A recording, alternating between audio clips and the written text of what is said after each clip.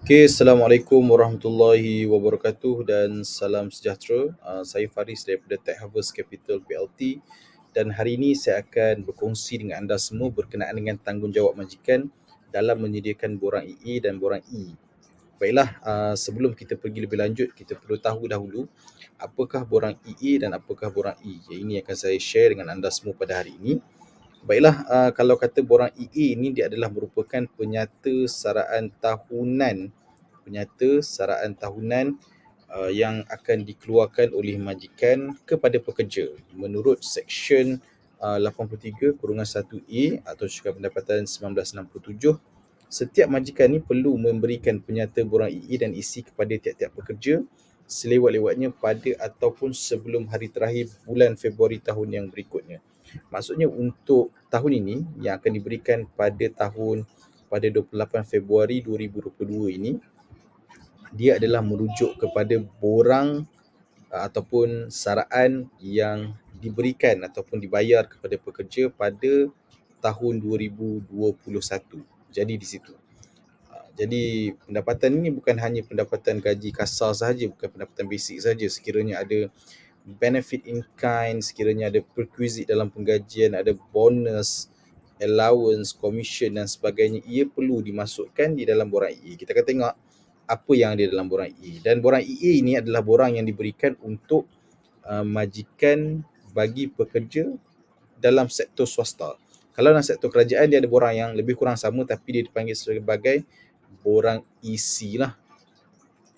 Kalau dahulu penghantaran melalui borang yang secara manual, borang EE ini akan diberikan bersama-sama dengan borang E yang akan dihantar kepada pekerja lah. Okey, borang EE ini dia tidak perlu dikemukakan kepada lembaga hasil dalam negeri, sebaliknya ia hanya perlu diserahkan kepada pekerja lah. Pekerja dia akan gunakan borang ini untuk dia declare personal income tax dia ataupun cukai pendapatan individu dia lah. Okay, so next kita pergi kepada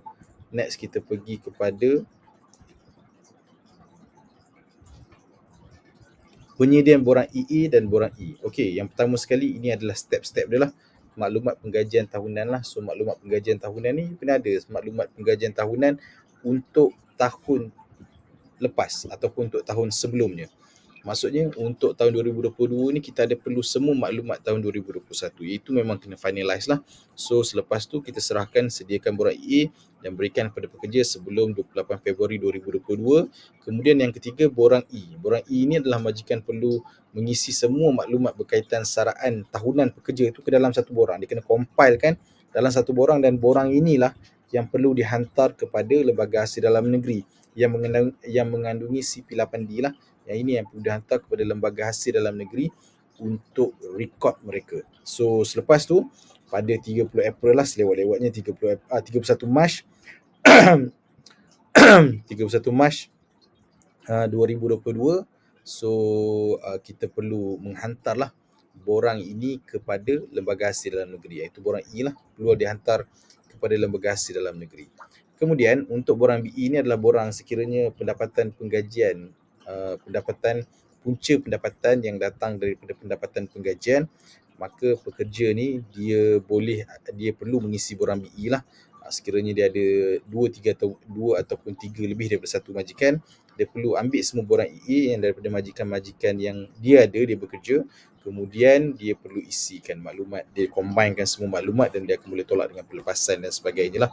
Ini adalah tanggungjawab individu. Okey, untuk menyediakan borang EA, untuk menyediakan borang EA tanggungjawab majikan, untuk menyediakan borang E merupakan tanggungjawab majikan, tapi borang BE ini adalah merupakan tanggungjawab pekerja. Okey. So daripada situ, selepas semua pekerja menerima borang EE, kita dah submit borang E, kita dah submit borang BE. Itu perkara yang wajib lah sekiranya pekerja mempunyai pendapatan, hanya punca pendapatan dia penggajian. So step pertama, borang EE, borang E adalah tanggungjawab majikan. Borang BE ni untuk declaration adalah tanggungjawab pekerja ataupun individu tersebut. So apakah borang EA? Apa yang terkandung dalam borang EA? Okey, pertama sekali adalah maklumat pekerja lah. Maklumat pekerja, semua nama, jawatan, nombor kad pengenalan, nombor KWSP, nombor PKSO, tarikh mula bekerja kalau tak cukup, tak genap setahun, bila tarikh dia mula bekerja, pendapatan daripada penggajian, manfaat dan tempat kediaman. Kalau tengok di sini, dia ada pendapatan dia daripada pendapatan dari segi penggajian, pendapatan tempat kediaman. Ini yang perlu kita tahulah. Gaji kasar, upah ini semua perlu ada dalam payslip. Fee, commission, bonus, tip, kasar, perquisite, penerimaan saguhati, allowance lain. Secontoh, sekiranya majikan kita ni ada berikan bayaran sebagainya, bayaran yang bukan berbentuk tunai, bayaran yang mungkin berbentuk dari segi hadiah dan sebagainya, gift dan sebagainya. Semua tu perlu dimasukkan dalam borang EA. Majikan dia perlu tahu apa yang dimaksudkan dengan prerequisite dan sebagainya lah. Itu perkara-perkara yang sangat-sangat penting. So kemudian manfaat berupa barangan dan sebagainya lah. Semua detail ni boleh download di laman web Lembaga Hasil Dalam Negeri. Saya akan sharekan link untuk borang ini di laman web Lembaga Hasil Dalam Negeri lah, dalam komen di bawah nanti. So you all boleh download lah borang ni. Dia boleh download dalam dua format, iaitu format Excel dan juga format PDF. Kemudian di sini adalah semua maklumat jumlah potongan cukai bulanan, PCB yang dibayar, arahan CP38 dan sebagainya, zakat yang dibayar melalui potongan gaji, derma, hadiah, sumbangan yang diluluskan dibayar melalui potongan gaji. Kemudian jumlah tuntutan dan potongan melalui TP1 lah, borang TP1. Sekiranya majikan ni ataupun pekerja ni dia ada membuat pelepasan pemotongan melalui borang TP1, dia perlu untuk mengisi borang TP1 tersebut lah, dan borang TP1 itu perlu diserahkan kepada majikan. Dia tak semestinya setiap bulan, tetapi mana-mana bulan yang dia membuat tuntutan pelepasan tersebut, dia perlu submit borang tersebut kepada majikan untuk pelarasan kepada potongan cukai bulanan ataupun PCB dia. Adakah dia perlu untuk mengemukakan dokumen sokongan? Tak perlu untuk dikemukakan dokumen sokongan kepada majikan, tapi dia perlu simpan dokumen tersebut dalam tempoh 7 tahun lah sekiranya diaudit. Okey. So jumlah elam perquisite pemberian manfaat yang dikecualikan cukai ni, ni kena refer dan rujuk kepada ada beberapa jumlah elam perquisite dan manfaat yang dikecualikan cukai lah. Ini kena rujuk kepada ketetapan umum yang dikeluarkan oleh Lembaga Hasil Dalam Negeri. So okey. Tetapi untuk pengecualian cukai ni, kena ingat pengecualian cukai dan Section F tadi tu, yang di sini Section F, pada Section F ni dia tidak terpakai kepada pekerja yang mempunyai kawalan ke atas majikannya lah. Sekiranya pekerja mempunyai kawalan ke atas majikannya, elan perquisite pemberian manfaat yang diterima oleh pekerja itu adalah dikenakan cukai dan merupakan sebahagian daripada pendapatan kasar penggajiannya lah. Okey, kawalan ini bermaksud, apa kawalan ini bermaksud? Bagi suatu syarikat, kuasa bagi seorang pekerja untuk mengawal adalah melalui pemegangan saham ataupun pemilikan kuasa mengundi. Okey, so kalau dia ni adalah shareholder yang dikira sebagai control direct, dia ada saham, dia bekerja tapi dia ada saham yang membolehkan dia untuk mengundi saham tersebut dan sebagainya, maka dia tidak layaklah terpakai Section F tadi. Yang kedua adalah bagi satu perkongsian, rakan kongsi lah, perkongsian lah, partnership pun tak boleh, tak terpakai lah pengecualian terhadap cukai tersebut lah. Pengecualian terhadap allowance tersebut yang dikecualikan cukai. Yang seterusnya bagi pemilik tunggal lah, so prop ataupun pekerja dan majikan tu adalah orang yang sama lah. Maksudnya pemilik tunggal ni dia tidak dikira sebagai pekerja lah, so dia tidak dibenarkan lah untuk membuat allowance ataupun perquisite yang dikecualikan cukai itu. So dia terkecuali daripada menerima perkara tersebut lah. So kena faham apa yang dimaksudkan dengan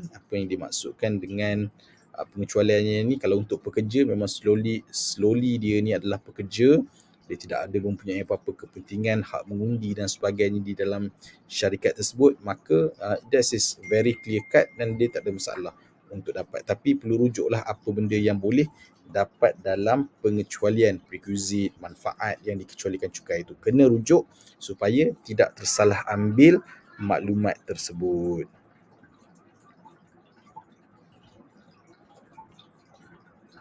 Alright, okey. Seterusnya ini adalah tarikh penghantaran borang nyata cukai pendapatan 2022, tarikh penghantaran borang E. Okey, kalau kita tengok bagi majikan syarikat ataupun kaedah ni melalui e-filing lah, tambahan masa 1 bulan. Kalau kita membuat tambahan masa, kalau tarikh akhir dia adalah 31 Mac, tapi sekiranya kita menghantar menggunakan kaedah e-filing, kita mendapat dapat tambahan masa lah ataupun extension of time 1 bulan. Okay, so tambahan 1 bulan untuk majikan bukan syarikat. Majikan bukan syarikat contohnya enterprise, perkongsian yang bukan syarikat lah. So kalau bukan syarikat, dia boleh menghantar melalui manual, tapi dia punya last due date adalah 31 Mac 2022. Jadi sekiranya dia nak menghantar borang tersebut, dia perlu pastikan borang tersebut sampailah kepada Lembaga Hasil Dalam Negeri pada 31 Mac. Kalau melalui pos, dia ada extension 3 hari, dan sekiranya melalui serahan tangan, dia kena hantar pada ataupun sebelum 31 Mac 2022. So digalakkanlah sebenarnya untuk majikan menghantar borang nyata cukai pendapatan ni ataupun borang E ni untuk tahun 2021 ni melalui e-filing. Boleh rujuk pada tax agent untuk penghantaran borang cukai tersebut. So okay, apa beza antara nombor cukai majikan dan nombor cukai syarikat? Okay, ada beza. Nombor cukai majikan dia akan bermula dengan E. So sekiranya majikan masih lagi belum berdaftar ataupun tak mempunyai borang E, majikan boleh rujuk pada daftar majikan di sinilah. Biasanya nombor cukai syarikat ni dia bermula dengan C, ataupun nombor cukai pendapatan individu dia bermula dengan OG, ataupun nombor cukai pendapatan untuk perkongsian liability terhad dia akan bermula dengan PT. Tetapi untuk majikan ni, semua majikan dia akan bermula dengan E.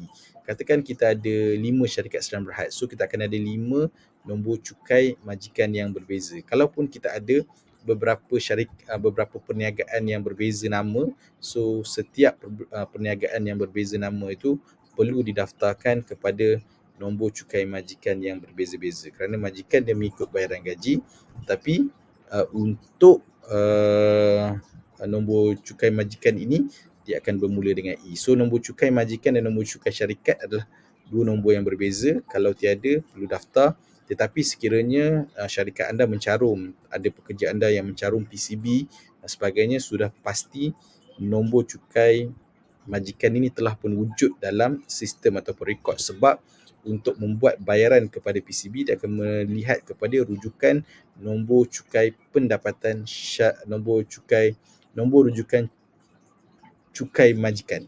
Itu perlu sebagai rujukan dia lah. Okey, ini adalah borang E, ini adalah sampel borang E, ini adalah semua maklumat yang berkaitan borang E lah. Okey, borang E ni dia macam saya sebutkan tadi, borang E ni dia adalah mengenai maklumat yang berkaitan pekerja. So ini adalah borang E. So maklumat yang bilangan pekerja bagi tahun 31 Disember 2021, semua maklumat berapa bilangan pekerja baru, bilangan pekerja yang meninggalkan Malaysia, bilangan pekerja yang tertakluk pada PCB, bilangan pekerja yang berhenti dan meninggal dunia. Ini semua maklumat yang borang E ni yang perlu anda isi. Ini semua details yang perlu anda isi. Tapi kalau anda isi e-filing, borang ni anda tak perlu isi dah. So kalau anda isi e-filing, selepas tu dia ada CP8D lah. Ini adalah CP8D. Borang E dia perlu dikemukakan. CP8D ni dia boleh dikemukakan melalui borang E dengan bersama-sama dengan borang E. So okey, CP8D ini adalah maklumat yang mana ini adalah maklumat yang sama seperti dalam borang EE tadi, tetapi ini untuk semua pekerja yang kita ada. Tadi untuk borang EE kita bagi every individual kan. Kita bagi every individual, ini dia punya maklumat, dia akan gunakan maklumat ini dan dia akan declare income tax dia. So majikan pun dia kena declare ataupun memberikan maklumat kepada Lembaga Hasil Dalam Negeri berkenaan dengan penggajian pekerja dia untuk tahun tersebut. So katakanlah untuk tahun 2021, itu apa yang almost lah exactly apa yang diisi di borang EE tadi yang disediakan untuk majikan, untuk pekerja pada borang EE tadi. Inilah adalah borang yang samalah yang majikan perlu submit kepada Lembaga Hasil Dalam Negeri. So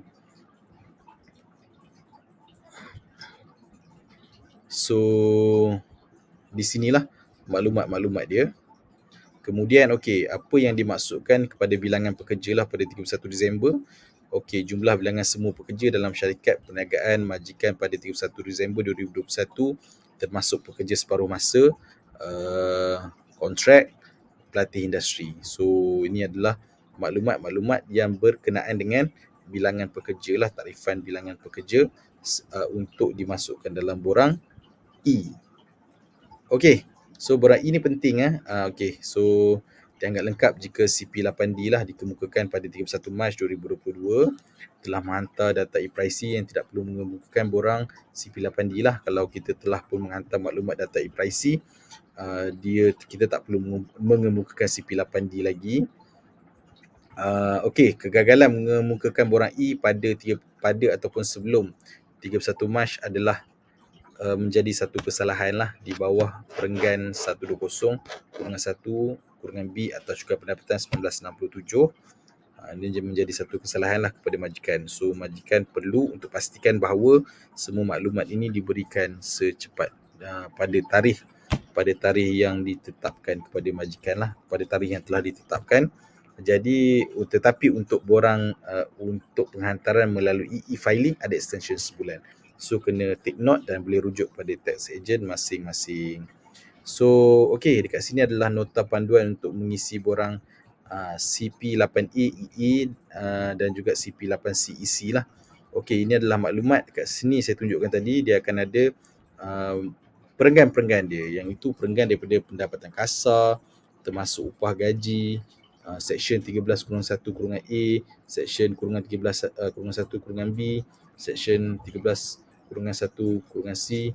Dia benda ni kita boleh lihat pada ketetapan umum. Majikan kena tahulah dekat mana, bahagian mana nak masuk dan sebagainya, benda berapa amount, details dan sebagainya untuk masuk dan sebagainya. So majikan perlu tahu dan majikan ini adalah merupakan tanggungjawab majikan lah untuk menyediakan maklumat yang tepat dan betul lah dan akan dihantar kepada lembaga hasil dalam negeri. Bagi borang EE, dia akan diserahkan kepada pekerja. Bagi borang E, dia akan dihantar kepada lembaga hasil dalam negeri. So ini adalah sedikit maklumat ringkas berkenaan dengan borang EE dan borang E dan juga merupakan tanggungjawab majikan. Terima kasih dan Assalamualaikum warahmatullahi wabarakatuh.